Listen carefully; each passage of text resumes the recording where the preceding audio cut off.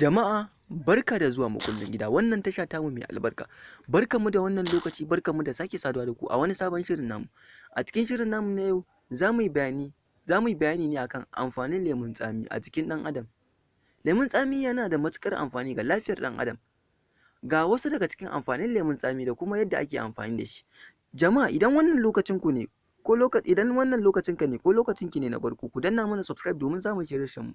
Da haka ne idan mun yi sabon bidiyo za a ganar da ku cikin gaggawa. Kar kuma ku manta da alamar like da comment. Haka ne za mu faɗaɗa bincike domin kawo muku magunguna domin inganta kewar zamantakewar aure. Sannan da masu buƙata ko kuma shawara, ku ajiye mana comment ko kuma fatan alkhairi ko kuma kuna buƙatar wani magani. Za mu dinga bibiyar tambayar ku game da muka faɗa muku. Na farko akwai gyaran fuska. Ana amfani da lemun tsami wajen kauda ƙurajen fuska, pimples da ƙyasbi. Yana saka fuska ya ƙara kyau. Yadda ake amfani da shi, a raba 1 zuwa 2. Rabin za a goge fuska da shi. Za a yi haka na wasu lokuta amma a kiyaye idanu. Kuma kar a shafa ya shiga rana sai a wanke tukunna.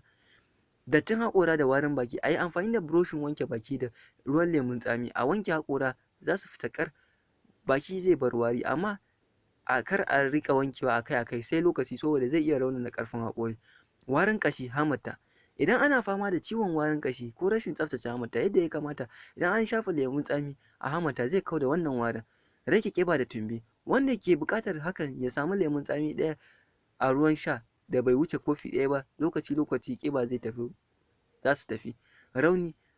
Sabon raunin da bai wuce hankali ba, da zarar an matse mai lemun tsami zai kame ya warke.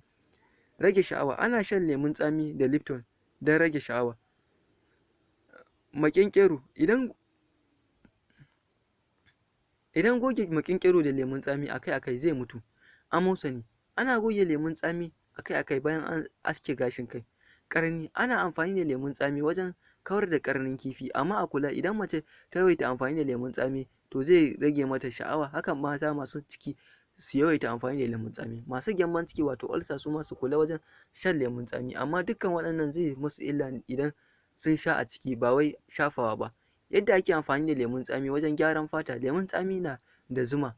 A ɗebi rabin cokali ruwan lemun tsami da kuma rabin cokalin zuma sai a kwaɓa su.